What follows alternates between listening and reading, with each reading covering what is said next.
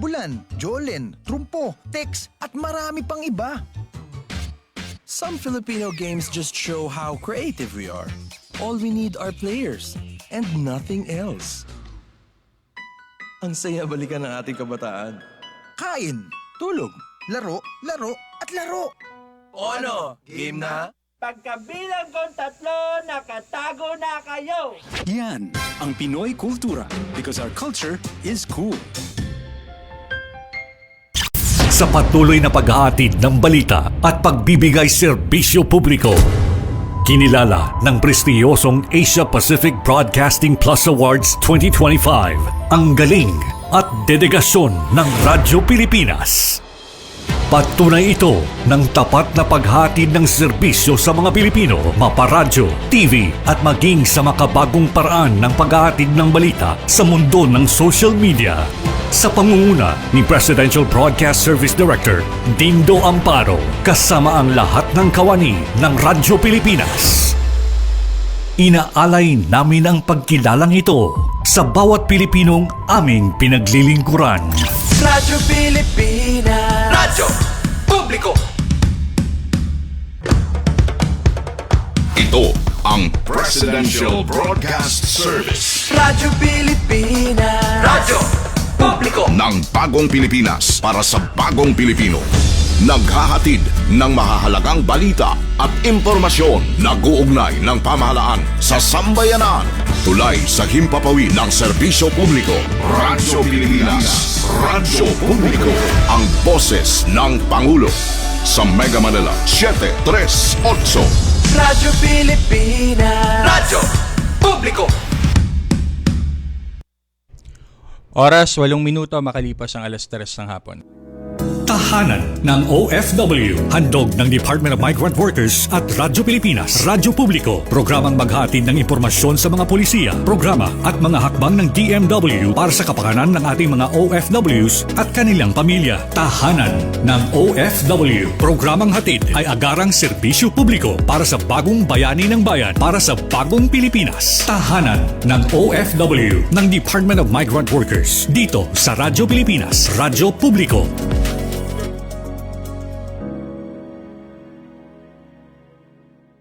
Magandang araw po sa inyong lahat, lalo't higit sa ating mga minamahal na mga OFWs at inyong mga pamilya. Mula po sa tahanan ng mga OFWs, po ang inyong lingkod, Secretary Hans Leo Kakdak, na nag-iimbita sa inyong lahat na sumubaybay sa ating bagong programa sa Radyo Pilipinas, ang Tahanan ng OFWs. Regular itong masusubaybayan tuwing Huwebes mula alas 3 hanggang alas 4 ng hapon sa Radyo Pilipinas, Radyo Publiko, sa DZRB 738 AM at maging sa Radyo Pilipinas World Service. Ang ating programa ay mapapanood din sa opisyal na Facebook page ng Radyo Pilipinas at ng Department of Migrant Workers. Sama-sama po nating pag-usapan ang mga kwento ng pagsusumikap ng ating mga bagong bayani at alamin ang mga programa at serbisyo na hatid ng DMW sa ating mga OFWs saan mang panig ng mundo. Bukas po ang tahanan ng OFW sa ating lahat. Kaya't halina't tutukan at sama-sama nating ipagmalaki sa mundo ang ating mga bagong bayani sa ating bagong Pilipinas. Maraming salamat po.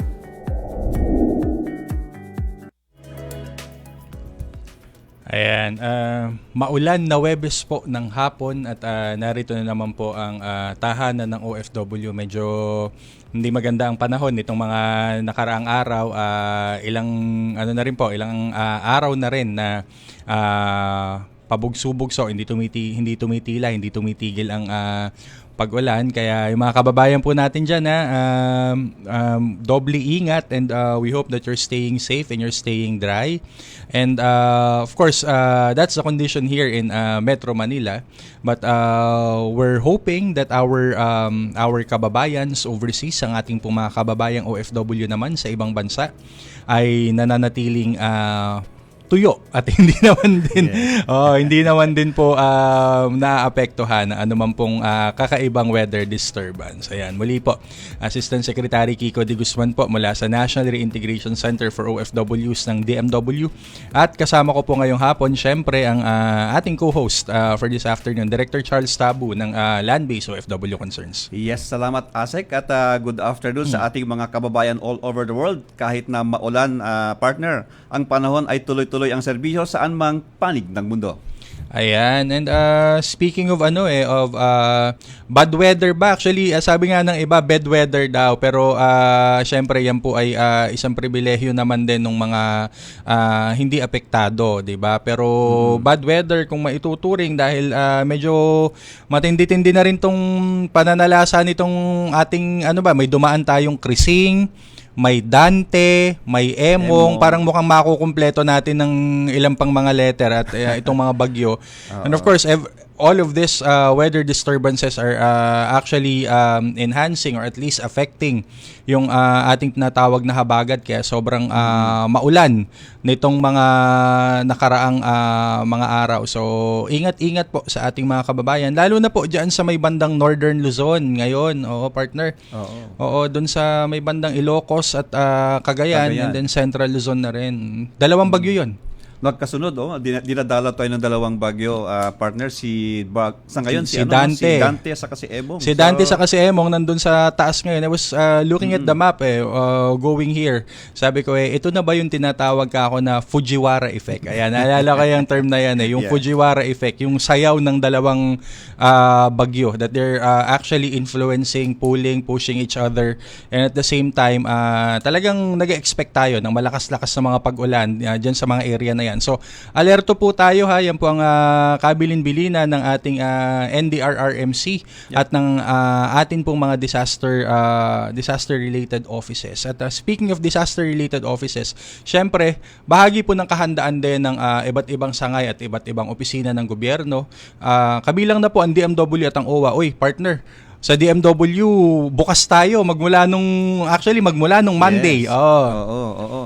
Kanina nga nakita ko nga doon sa may mga nagme-message na sarado daw ang DMW, pero yung sabi naman iba, meron tayong skeletal force o mga staff na nakaantabay kung sino man mga pupunta pa rin doon sa ating mga Yes, tuloy-tuloy po ang serbisyo ng Department of Migrant Workers. Lahat po yan hindi lang po central office. Yes. Kabilang na rin po ang ating mga regional offices.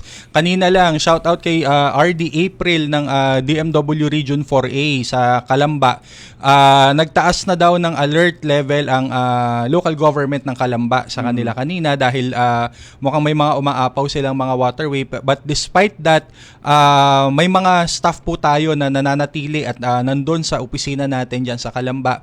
Tuloy-tuloy po kahit po merong work suspension ay pumapasok pa rin po ang mga kawani po ng DMW. Sabi nga namin, rain or shine, we're here to serve. Ayan. Opo. At ang OWA natin, di ba, ang OWA parang kahapon, tama ba? Tama, kahapon lamang ay sabi nga ni Admin PY padala na yan sa field. Yan. Ang ating ayos truck ng OWA ay nandyan po sa Region 3 sa mga nasalanta at nabaha dyan sa may bandang Pampanga.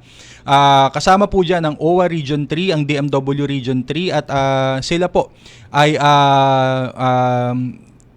kanila naman pong pinagserbisyuhan ang mga pamilya po ng ating mga OFW at hindi lang mga pamilya din ng mga OFW. Syempre pag ganitong disaster situation, all hands on deck. Lahat-lahat na po yan ng madaanan. Nakapagbigay naman ng may soup kitchen sila, partner. Ito may mga panahon na yung hot meal very important, di ba? Yes. At least yan po yung nila. And then may mga kasama na rin po na mga health workers. Ayan, may kasama din silang mga health workers na nagpo-provide naman po ng mga check-up din at ng mabilisan na So, may hotline numbers po tayo at nakikita at ifa-flash din naman sa ating screen. Yan po ang sa screen natin. Ayan, sa screen natin. Hotline numbers po yan ng regional offices natin, Region 1, Region 2, DMW Region 3 din po, OWA at ng central office, yung mga hard hit areas, partner.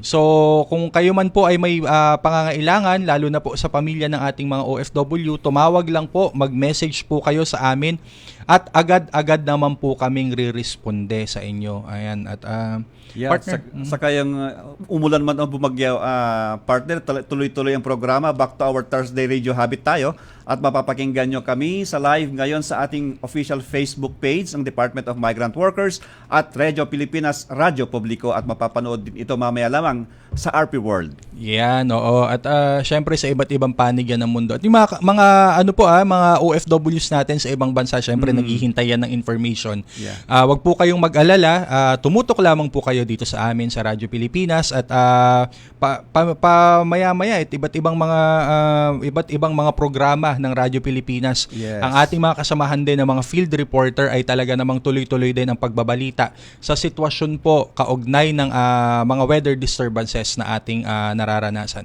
Ay, singit ko lang, partner, may mga announcements po si DOH, lalo na po doon sa mga nabaha. So yung mga kababayan po natin na lumusong sa baha, unfortunately, kayo po ay, yung sabi nga nila is, kailangan wag nating masyadong sabi natin, minsan natutuwa pang nagbababad sa baha at medyo ingat-ingat po dahil may mga kaakibat din naman pong sakit ang paglusong sa baha. Yes. At po tayo, tumingin-tingin din po tayo sa mga social media channels, social media pages po ng DOH. At kung kumuha din po tayo ng sufficient na prophylaxis, kasi uso din yung mga sakit na nakukuha din naman sa pagbaha. So ingat-ingat po sa ating mga kababayan. So 100 tuloy. Advance ako mag-isip 100. Pang next year pa po yun. Tatagal pa tayo. Tatagal pa tayo. pang 2 taon na natin na na episode. Ika-27 episode po ito na handog ng Department of Migrant Workers, ang tahanan ng OFW, at itong nakaraang linggo sa UAE. Straight from Migrant Workers Office Dubai ang ating nakapanayam. This week naman ay diretso mula sa Migrant Workers Office naman sa Riyadh. So kahit na medyo maulan po dito, kami naman po ay magbabalita at mula po sa aming mga labor attaché naman, mula naman po sa mga maiinit na lugar at kung ano naman po ang mga issue at mga balita na gusto nilang talakayin mula sa kanila pong mga opisina. Yes, Ayan. at dahil po sa serbisyo ay makakasama natin mamaya from Middle East pa rin ang migrant workers ng Riyadh. At bago po yan na ASEC, narito muna ang ilan sa mga balita mula sa tahanan. Balita mula sa tahanan. Magandang hapon, narito ang mga pinakamalalaking balita sa DMW itong nakalipas na linggo. Kasunduan para sa government-to-government hiring inaprubahan ng Pilipinas at Croatia. Isang destinasyon na naman ang nabuksan para sa government-to-government hiring makarang lagdaan ng mga opisyal ng Pilipinas at Croatia ang implementing guidelines for the pilot project on the recruitment and employment of Filipino cattle workers sa naturang bansa sa Europa. Nilagdaan ni DMW Undersecretary Felicitas Cubay at Croatian Employment Service Director General Ante Lankar ang panuntunan para sa proyekto sa isang virtual ceremony nitong July 19. Hudyat ito ng pagkakaroon ng ligtas, etikal at bagong oportunidad para sa mga Filipino sa hospitality sector ng Croatia. Sinaksihan ni na Philippine Ambassador to Austria Evangeline Lourdes A. Bernas at Director of Labor and Employment Directorate Mr. Lurka Chirko ang pagpirma sa kasunduan. Sa ilalim nito, sasagutin ng mga Croatian employers ang gastusin sa pag-recruit ng mga manggagawang Pilipino. Mayroon rin itong malinaw na dispute resolution mechanism base sa labor laws ng dalawang bansa. Ang pinirmahang implementing guidelines ay resulta ng naunang nilagdaang Memorandum of Cooperation in the Field of Labor Market noong October 4, 2024 at rinatipikahan naman ni Pangulong Ferdinand Marcos Jr. noong namang January 23, 2025. Balita mula sa tahanan. Sanggol na anak ng pumalaw ng OFW, inuwi sa bansa. Personal na sinalubong ni Migrant Workers Secretary Hans Leo J. Kaktak si Baby Mary, ang 6 na buwan na sanggol na nawalan ng ina mula sa panganak sa Riyadh, Saudi Arabia. Si Baby Mary ay nakapiling ng ating First Lady Liza Araneta Marcos noong siya ay bumisita sa bahay Kalinga sa Riyadh kamakailan. Bagamat hindi nakilala ni Baby Mary ang kanyang ama, masaya naman siyang tinanggap at sinalubong ng kanyang lola, tito, tita at ate mula sa Quezon. Ayon sa direktiba ng ating First Lady, si Baby Mary ay binigyan ng DMW ng kaukulang financial at welfare assistance. Si Baby Mary ay makakatanggap rin ng tulong at suporta mula sa whole of government team ayon sa direktiba ng ating Pangulong Ferdinand R. Marcos Jr. Mula sa tahanan. At kami ang inyong mga naging tagapagbalita. Ako si Danilo Garcia. At ako naman si Angel Neliasca para sa tahanan ng OFW, Radyo Pilipinas, Radyo Publiko.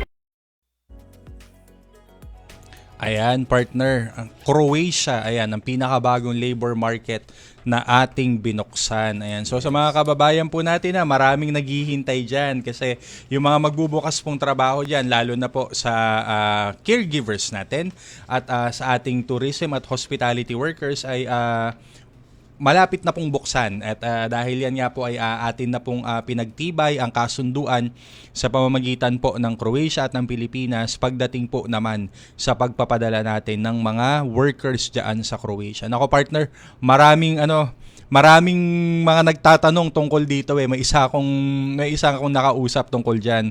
Sabi sa amin matagal pa po ba mag-open yung Croatia? Sabi ko, ay, malapit na pong mag-open. Sabi ko, ano po bang a-applyan nyo? Tapos sabi niya, tourist worker po. Sabi ko, ano pong tourist worker? Gusto ko pong maging tour guide. Sabi niya, tour guide lang. Sabi ko, okay po yun kasi hospitality. Tapos sabi niya, meron po kayang opening dyan, sabi niya ganun sa akin. May opening po kaya sa Dubrovnik, Croatia. Paisip pa, tama ba ang pronunciation? Sabi ko, anong meron doon? Sabi ko, bakit doon mo talaga gustong magtrabaho? Tapos pinakita niya sa akin yung cellphone niya. Game of Thrones fan pala siya. So, okay.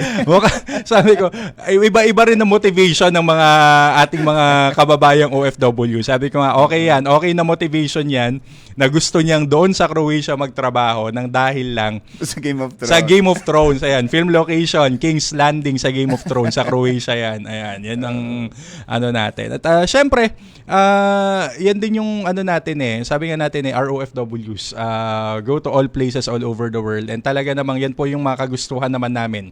Mga magagandang merkado po ay mabuksan namin. Yes. Nang sa ganun naman po ay magkaroon ng mas maraming opportunities ang ating mga OFWs. At hayaan nyo po, at sa lalong madaling panahon po ay masisimula na ang deployment natin dyan sa Croatia. Dumadami ang kanilang pagpipilian. Dumadami ang kanilang pagpipilian. Ayan. So, from happy deployment, we also have, happy na rin kahit papano na reunion. Ito namang ating baby. Ayan, ang anak ng isang pumanaw nating OFW naman na nakauwi na at least ay nakasama na rin ang kanyang mga kaanak, ang kanyang lola at ang kanyang mga tito-tita ay personal na sinalubong ng ating mahal na sekretary. At partner, I think this was ang gumawa mismo ng paraan para maiuwi sa lalong madaling panahon ay ang ating pinakamamahal na First Lady, First Lady Liza Araneta Marcos. Pumunta siya talaga doon. Pumunta siya. And talagang tumagal daw. Let's ask mamaya si Labat Domeng. Talagang tumagal doon sa mga shelter. Yung pagkakabalita nga ni Admin PY parang sa kautusan ni First Lady, gawan ng paraan na dumami pa yung maiuwi, yung mapauwi.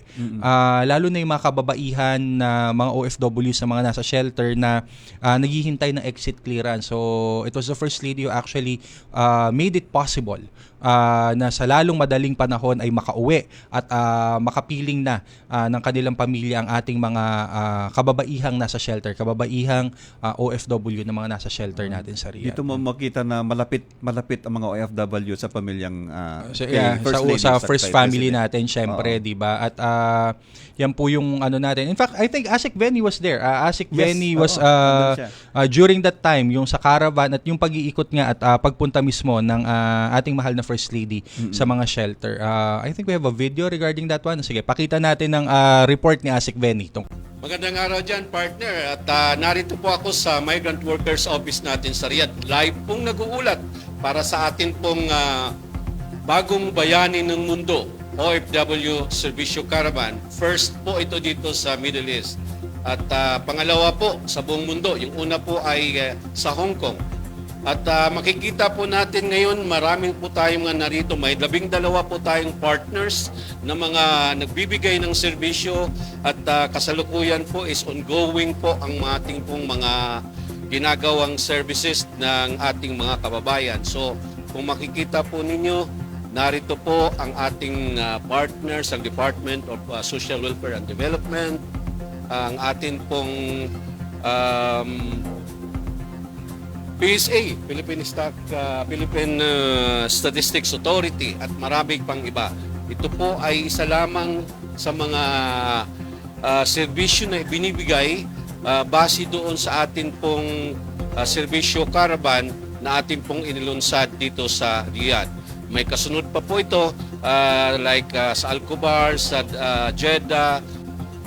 Abangan po, marami pa po tayong makikita mga kaganapan dito sa serbisyo caravan na ginaganap, kasalukuyang ginaganap. Mamaya po, pagkatapos nito po, dilipat po tayo doon sa UBC Grain Lane para naman sa handog saya hatid ng OWA para sa ating mga ka-OFW. Doon ay may kantahan, mayroon pong mga pa-contest. So mamaya po yun, lilipat po tayo. Okay, ako po si Assistant Secretary Kevin Ligaspi, nag-uulat mula dito sa MW Riyadh. Balik to sa iyo dyan, partner sa ating estasyon.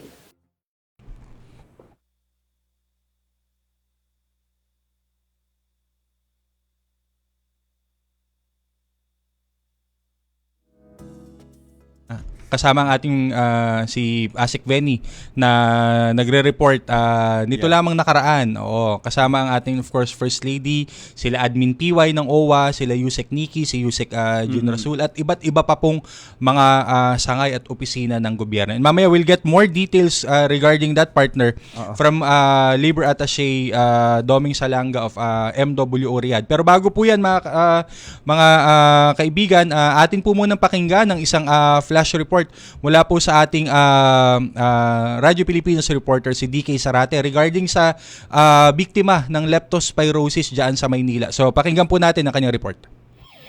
Radyo Pilipinas Flash Report. Flash Report. Iinumpirma ni Manila Health Department Director Dr. Grace Padilla na 2 lalaki na nasa 8 gulang ang namatay dahil sa leptospirosis sa lungsod ng Maynila. Ano yan, kahapon na sa uwi ang mga pasyente. Isa sa Santa Ana Hospital at isa sa Ospital ng Maynila. Paglilinaw ni Dr. Padilla na nakuha ng mga pasyente ang sakit bago pa man ang bagyong Krising o mga naranasang pag-ulan sa ngayon. May 1 hanggang 2 linggo na incubation period ang leptospirosis. Samantala, 5 ang kaso ng leptospirosis sa Santa Ana Hospital, 3 sa Ospital ng Maynila, habang 3 naman sa Tondo Medical Center. Mula sa lungsod ng Maynila para sa Bagong Pilipinas, DK Zarate, Radyo Pilipinas, Radyo Publiko. Radyo Pilipinas Flash Report. Flash Report. Ayan, salamat sa report of course ang ating kasama si DK Zarate mula naman dyan sa Maynila. Yung sinasabi natin, partner, yung babala at syempre yung iba yung pag-iingat na hinihingi sa atin ng DOH na minsan po akala natin ang nalulubog lang sa baha ay ang ating paa. Tapos after several minutes nakakaano na tayo sa mas tuyo-tuyo na lugar. Importante pa rin po syempre yung proper handling po dahil hindi natin alam kung ano yung mga mikrobyo na maaaring makuha diyan. So may mga libre po tayo na mga gamot at prophylaxis sa mga health center po available yan. Free po yan. Ayan po ay programa po ng ating Department of Health at sa ating mga public hospitals at public clinics din po. Libre po ang mga iyan. So tayo po ay makipag-ugnayan sa ating pinakamalapit na mga health center or health clinic. Health is wealth. Very important yan, partner. Oo. Importante sa lahat yan. Importante sa lahat. Yes. Samantala, partner, 2 bansa nating inilapit ang serbisyong hatid ng pamahalaan. Nung July 18, isinagawa ito sa Riyadh, Saudi Arabia, at nasundan naman nung July 20 sa Osaka, Japan. Ngayon ay panoorin natin, partner, yung kung ano ang mga naging kaganapan sa bagong bayani ng mundo, serbisyo caravan sa Osaka at Riyadh. Narito po.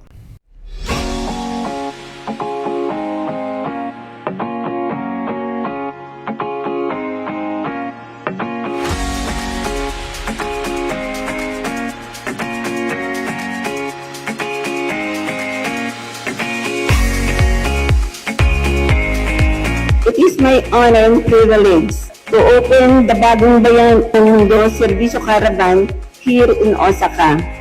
Hindi kaila sa gobyerno po ng ating pamahalaan ang sakripisyo at malasakit sa inyo pong mga kaanak sa Pilipinas. Kaya andito po lahat ang convergence ng ating services and ito po ang adhikain ng ating Pangulong Bongbong Marcos.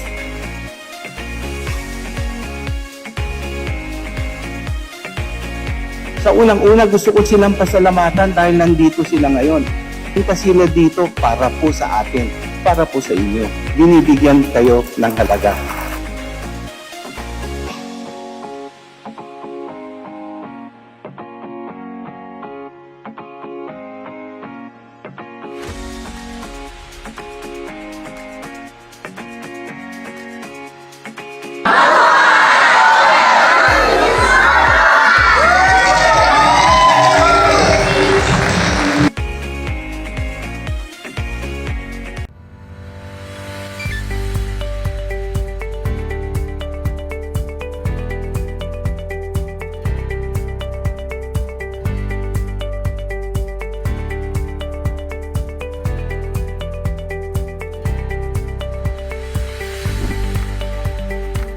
Mula sa Department of Migrant Workers, sa ngalan po ng ating kalihim, Secretary Hans Leo J. Kakdak, isang mainit po pagpapin sa inyo lahat. Welcome sa launching ng Serbisyo Caravan dito po sa Riyadh.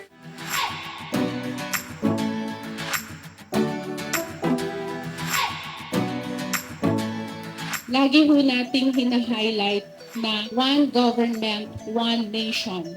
Tayo po, pagdating po sa pagbibigay serbisyo sa ating mga OFWs. Kaya kami po ang lumalapit sa inyo para meron tayong one-stop shop. Lahat po ng pangangailangan po ninyo ay nandito na.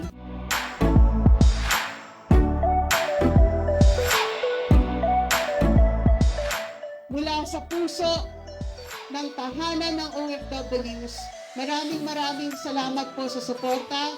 Ang membership ay para sa proteksyon. Ang membership ng OWA ay para sa inyong lahat at sa inyong pamilya. Maraming salamat po at pinapahatid ng aming mahal na Secretary Hans Leo J. Kakdak ang kanyang pagmamahal para sa inyong lahat, ang kanyang suporta para sa inyong mga OFWs at sa lahat ng mga kasamahan natin dito. Maraming salamat po.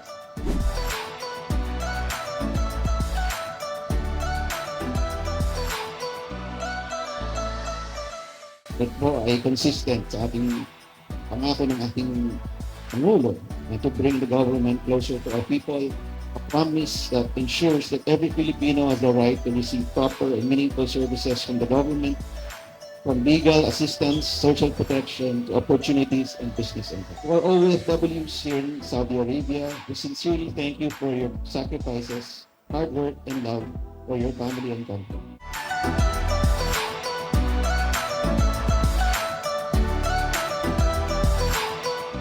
Sa ngayon, isang napakalaking opportunity ito nagkaroon ng caravan services dito sa Riyadh, Saudi Arabia.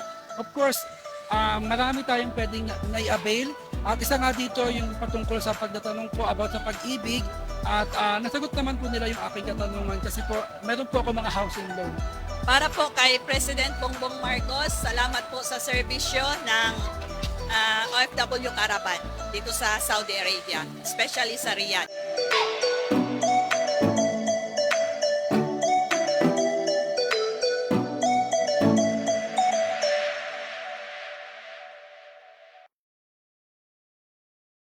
Siyempre nakakataba naman ng puso partner at maraming salamat po at congratulations sa ating mga partner agencies. Hindi siyempre kakayanin ito ng DMW at ng OWA lang.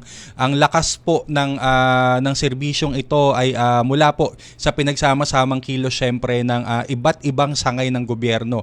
So sa mga kababayan po natin, lalo na po dyan sa may Middle East, abangan po ninyo yung mga susunod pa pong installment ng ating OFW Serbisyo Caravan naman overseas. Actually, this weekend, nasan sila partner? Bali ngayong July 25 sa bukas yun Yes, nasa Doha, Qatar ang bagong bayani ng bagong serbisyo caravan at sunod naman diyan partner sa August 3 ay nasa Dubai, United Arab Emirates din sila. Yan ay hanggang sa August 8 na 2025 na sa Jeddah, Saudi Arabia at ASEC parang kayo ata yung talagang busy kayo ASEC na lang pupunta Actually, kayo ayan doon. po, ayan. ang caravan talaga na ipopromote ko ay abangan po ninyo sa mga kababayan natin dyan naman sa Jeddah, Saudi Arabia. Actually, partner, mukhang may pangako ako sa Philcom sa Jeddah last year nung nandun ako for a welfare mission. Sabi ko, may mga pinaayos kasi tayo doon sa kautosan din ng secretary na parang mga reintegration pathway nila and then mas pinabilis na mga welfare channel. Hopefully may makita na natin na mukhang ini-implement na yata. So, yan po naman ay syempre sa pangunguna ng ating labor attaché dyan. Ayan, kay Labat Fidel Macauyag. Yes. So, kita-kita po tayo dyan sa Jeddah sa August 8. At pero bago po yan, syempre ay sa Qatar muna. At dyan naman po sa may bandang Dubai sa UAE nitong susunod na 2 linggo. So magkita-kita po tayo dyan mga kababayan. At patuloy po ang sama-samang serbisyo ng iba't ibang sangay ng gobyerno para po sa ating mga OFW. Tayo na ang lumalapit sa kanila ngayon. Yes, of course. Syempre yan naman ay sa utusan sa kagustuhan din ng ating mahal na Pangulo na ilapit ang serbisyo sa ating mga kababayan saan man sila sa mundo. Ayan. At partner, speaking of serbisyo caravan, siguro kuha muna tayo ng konting feedback mula mismo sa man on the ground, the person responsible for preparing all of this in the serbisyo caravan in Riyadh. Nariyan, I think nasa linya natin ngayon, Labor Attaché Dominador Salanga, of course, of our Migrant Workers Office in Riyadh. Yes. Magandang hapon po, Labat. Magandang umaga pala dyan sa Riyadh. Magandang hapon din, dear Charles, and of course si ASEC Kiko. Alam ko, medyo 2 days na kayong challenge ng ulan at baha. I hope you are staying safe after those 2 days. And I hope the weather gets better. Kung kayo dyan ay baha, dito naman kami ay tuyong-tuyo. Because it's the height of summer in Saudi. Yeah. So, natutuwa ako at magkakausap tayo because of the Serbisyo Caravan. Kasi yung nangyari po dito sa atin, 2-in-1. Nagkaroon ng Serbisyo Caravan and at the same time, sa hapon at hanggang gabi, ay yung serbisyong may saya hatid ng OWA. May concert, may paraffol, may contest ng duets. So, natuwa ang ating mga kababayan. Doon sa Serbisyo Caravan, siyempre kami nagpapasalamat because may 12 government agencies who participated in the caravan. Number 1, of course, would be the Philippine Embassy dahil sa consular section, rendered passporting services, civil registry, and other consular functions. And then, of course, yung DMW, MWO, at of course, yung ating mga kaibigan sa Strategic Communications Group ng DMW sa pangunguna ni Yusek Niki. And of course, ang ating partner, ang OWA. And nandun din yung SSS, Pag-ibig at saka DTI. And of course, special mention, yung 6 na opisina na galing pa talaga sa Manila. That would be PSA sa pangunguna ni Director Attorney Manulon. Of course, si PAO, Public Attorney's Office, na pinangunahan talaga ni Chief Persida Acosta at ni Deputy Dr. Erfe, ang ating mga kasama sa PhilHealth, ang Land Bank, ang DSWD sa pangunguna ni Yusek Pinky Romualdez, and of course, yung DICT. So nagkaroon tayo ng opportunity na ang ilang OFW was able to enjoy free connectivity sa Wi-Fi, internet, para makausap yung mga kaanak at mga mahal sa buhay sa Pilipinas. Especially 3 doon ay repatriates.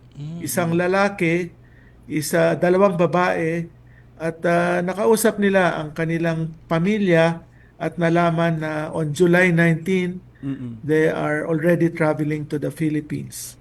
So around 700 ang na serve na OFW and around 3,000 services ang na-provide natin of what was intended as a one-day caravan pero in-extend ho natin until the second day, July 19, kasi marami pa ho ang nag-request sa national ID ng PSA.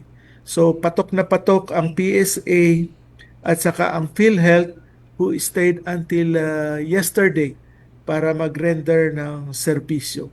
Ayan. So nakakatuwa. Yes, oo, Labat. Parang syempre we would be regularly doing this, Yes, 'di ba? oo. May iba tayong offices kasi partner, government offices na meron silang nakastay na doon na mga desk, at least may naminaman na rin, pero syempre hindi rin ganun kadali na magpa-stay ng matagal o mag-deploy talaga ng tao. So that's why we're going to do itong mga tipo ng caravan type na to on a more regular basis ng mas madalas, kasi sobrang gaya nung sinasabi nila, but sobrang na-appreciate ng mga kababayan natin at talagang yung mga pangangailangan nila, something as simple as free video calls to Yes. family, sobrang yan. So Malaking bagay. Malaking bagay, oo. Oo. Kaya we're very thankful, of course, yung sa DICT program yan. We're very thankful to Secretary Henry Aguda, of course, of DICT for offering that. Ayan. Oh, tapos nag-extend pa sila, no? Doon mo talaga makita na napaka-effective po yung caravan na ito. Yes, Nag-extend pa oo. siya. And of course, Labat, maliban doon sa caravan, ang balita namin parang the First Lady actually asked na makita at mabisita yung ating mga bahay kalinga dyan. Maybe you could tell us more about the First Lady's visit doon sa mga bahay kalinga. Okay, let's start first with the Bahay Kalinga 2 or yung Mother and Children Shelter. So the First Lady visited the shelter for Mother and Children. Umikot siya, na-meet niya yung mga bata, and then umakyat siya sa third floor kasi nandun yung ating learning center. Ang problema syempre yung mga bata, they're not attending regular classes. So school, meron oo. tayong mga volunteers from church groups who visit the shelter kada Friday or Saturday to provide basic lessons like alphabets, identifying colors and shapes, numbers. So Friday or Saturday, and most especially si First Lady ay na-meet niya si Baby Mary or Baby Sulen, who is an orphan. Her mother died during childbirth, and luckily for our personnel, nagsumikap tayo upon the instruction of then Secretary Hans Leo J. Kakdak when he visited us July 2 and 3, na pagsikapan, makuhanan ng exit, madokumentuhan. And of course, yan ay sa pangunguna ng ating Social Welfare Attaché na kumilos para report of birth, makuhanan ng exit, at matikita ng DMW through the Action Fund. Kaya si Baby Mary, Baby Sulen, siya ngayon ay nasa kanyang kamag-anak na dyan sa Pilipinas. Okay. Doon naman sa BK1, which is the all-female shelter, dinalaw din ni First Lady, and of course, siyempre nandun yung ating OWA, nag-promise sila ng financial assistance na 10,000 pesos at ang DMW through the Action Fund na 50,000 pesos at least for the resident wards as of 12 noon of July 19, which is about 154. So pag uwi nila, pag na-repatriate, they will receive around 120,000 because the Office of the President through the First Lady, tinapatan niya ng 60,000 yung promise ng OWA na 10,000 at 50,000 ng DMW from the Action Fund. So for the Office of the President, tatapatan niya ng 60,000, that makes it 120,000. Yun ay makakapag-umpisa na ang ating mga kababayan na makauwi. And on that day, July 19, we had around 43 na nakauwi na kababayan. Some from all-female, some from the male shelter, and some from the mother and child shelter. Kaya tuwan-tuwa ang ating mga kababayan. Yan, syempre yun nga yung kagustuhan din syempre ng ating First Lady na ma-ensure yung welfare din at yung kapakanan ng ating mga kababayan diyan sa shelter, lalong-lalo na syempre yung mga children, 'di ba? Ayan. So siguro isang message na lang, Labat, para sa ating mga kababayan, a message to our kababayans there in Riyadh, para din sabi mo ay mainit diyan. Siguro ay isang mensahe na lamang din sa ating mga kababayan na pinaglilingkuran naman diyan sa Riyadh. Of course, nagpapasalamat kami hindi lang sa ating mga kababayan na mainit na pumunta sa ating serbisyo caravan, lalo tigit sa ating mga government agencies, sapagkat sila ay pumunta rito upang mailapit ang serbisyo ng pamahalaan sa ilalim ng bagong Pilipinas. Ito ay sa pagsusulong ng Department of Migrant Workers, Office of the President, and of course sa ating mga partner agencies. So sana magkaroon pa ng maraming serbisyo caravan. Sana nga inaasahan natin yung Land Transportation Office ay makapag-render din ng caravan sapagkat napakarami ho nating drivers dito. Whether workers as family drivers, truck drivers, na nangangailangan din na ma-renew ang kanilang driver's license.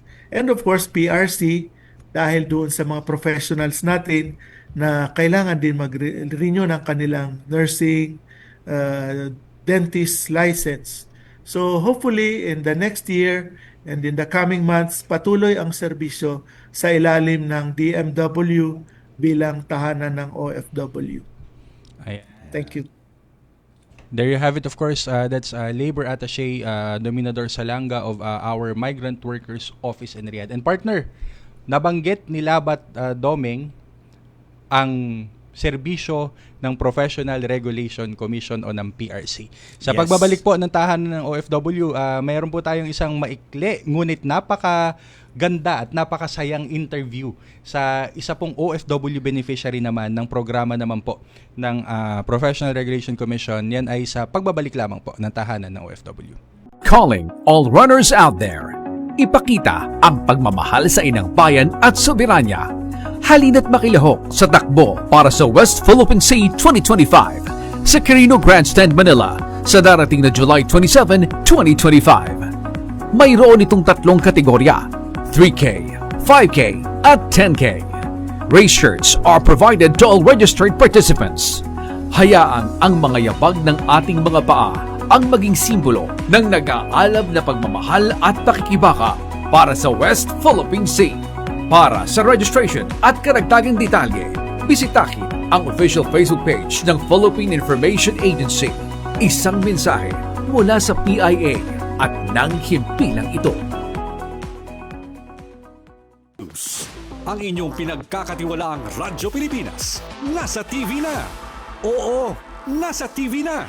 Ang Radyo Pilipinas 738 AM ay live nang mapapanood sa Channel 3 ng ABS-CBN TV Plus at Channels 45 to 49 ng GMA Affordabox. Kaya may access ka na sa balitang totoo anytime, anywhere. Sa radyo, sa social media at TV.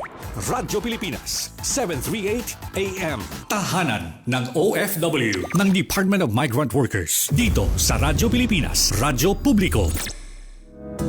Ayan, at nagbabalik po ang tahanan ng OFW at nakikinig pa rin po kayo on a rainy Thursday afternoon. So partner, nabanggit na kanina yung PRC at ang kanilang serbisyo naman sa ating mga OFW sa ibang bansa.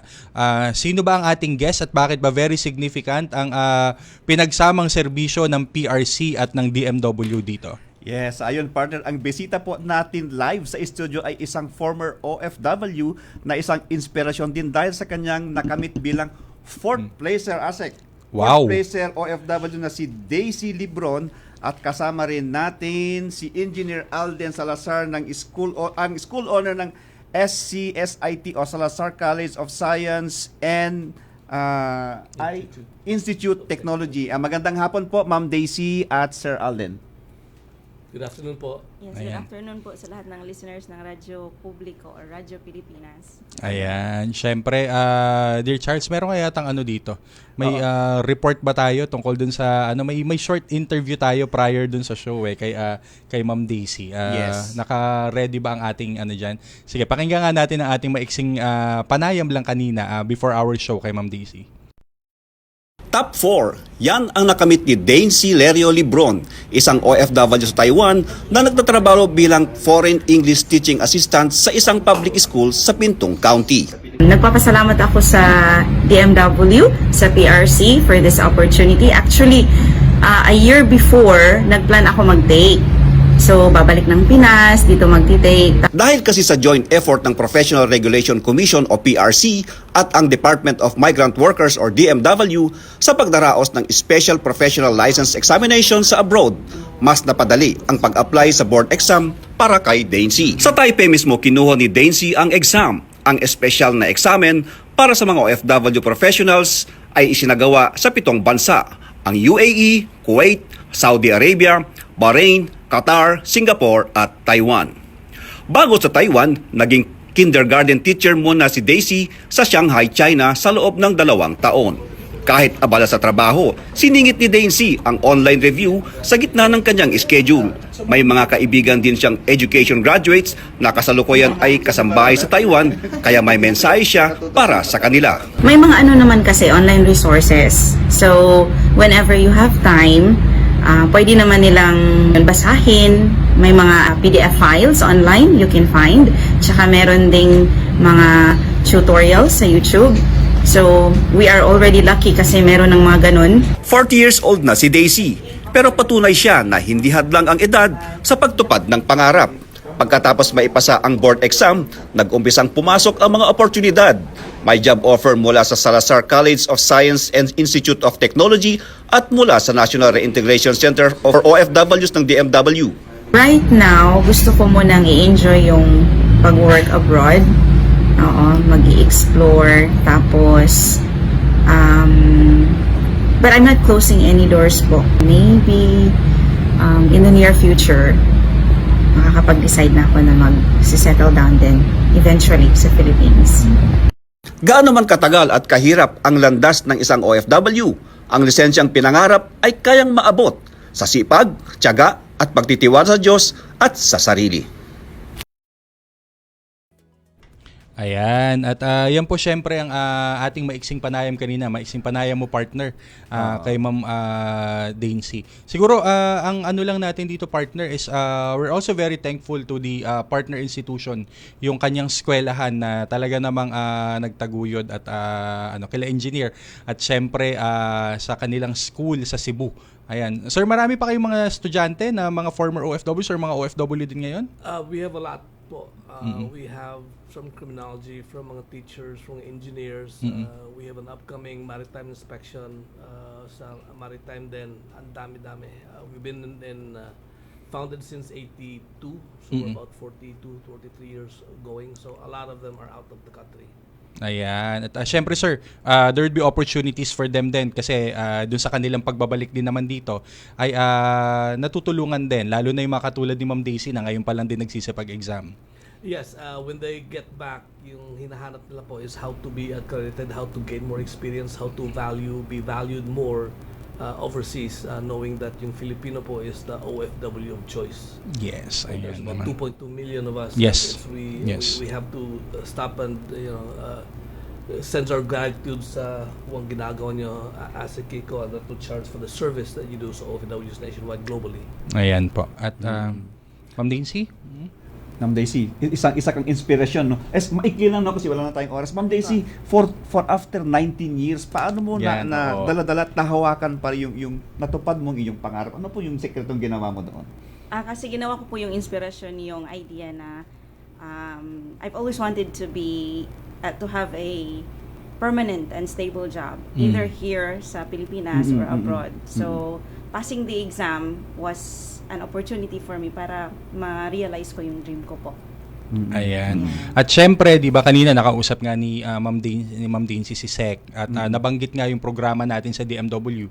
Katuwang ang Department of Education yung sa Pinas, ikaw ang ma'am at sir, specifically tailored for OFWs po na mga guro at mga teacher. Welcome po kayong bumalik at hinihintay po kayong bumalik dito sa ating bansa. At bukas po ang mga paaralan ng DepEd at kayo po ay aming inaanyayahan na ang inyo pong talento ay inyo pong magamit dito sa Pilipinas bilang kayo naman po yung tinatawag natin na mga ma'am at sir dito mismo sa ating bansa. Iba it's the noblest of professions, nga nila partner, and it's really different when you do the teaching and when you mold future. Okay, the future, the Philippines din naman ng ating mga kabataan. Yes. At siyempre andyan din ang ating mga kapartner, no, sa pamahalaan, sa private, no. Tuloy-tuloy po nating tulungan na ating mga kapwa, lalo na yung ating mga kakabayan abroad, para maipagpatuloy nila ang kanilang mga dreams pagdating nila dito sa Pilipinas. Ayan. At syempre partner, medyo ubos na naman ang ating oras, pero mabilis lang po. Nakikita kasi namin sa comment section, may mga OFW po na nakakancelan yata or na delay ang inyong mga flights na nandiyan sa ating mga airports. Huwag po kayong mag-atubili sa mga kababayan po natin. Lumapit lang po kayo sa pinakamalapit po na desk ng OWA o kaya po ng Migrant Workers Airport Assistance Center at sa OFW Lounge din po, at kayo po ay agad natutulungan ng ating mga kawani dyan. At syempre, si Secretary Hans po ngayon ay nag-iikot, magmula pa kahapon actually, umiikot si Secretary sa iba't ibang mga airport po natin, iba't ibang mga terminal, just to make sure na yung mga delayed ang flight, na-cancelan ng flight, OWA is actually providing libreng libreng billeting at syempre pagkain po at iba pa pong forms ng assistance sa ating mga kababayan po. So lapit lang po sa pinakamalapit na OWA or MWAAC po, Migrant Workers Airport Assistance Center, diyan sa mga airport natin. Yes, at naka-plus po sa ating screen, tumawag lang po sa 1348 at kami po ay handang tumulong po sa inyong mga mungkahi po. Ayan, at nagdaan na naman po ang isang linggo. Mabilis ang panahon. Ayan, at sana po kayo manatiling ligtas. Stay safe po, stay dry, at ingat po tayo at palagi ang umantabay at makinig sa mga anunsyo at sa mga balita. Huwag po niyong i-ignore yung maingay na warning signal ng NDRRMC sa mga telepono ninyo. Napaka-importante po nun at nang manatili pong ligtas ang ating mga kababayan. Ayan po, at muli po, Attorney Kiko de Guzman po ng National Reintegration Center for OFWs ang inyong nakasamang muli ngayong hapon na ito. Ayan mga kabayan, sa ngalan po ng DMW Land-Based OFW Concern, Director Charles Tabo po sa inyong lingkod, at muling samahan nyo kami ulit sa susunod na Webes sa parehong oras. At ito pong muli ang tahanan ng OFW.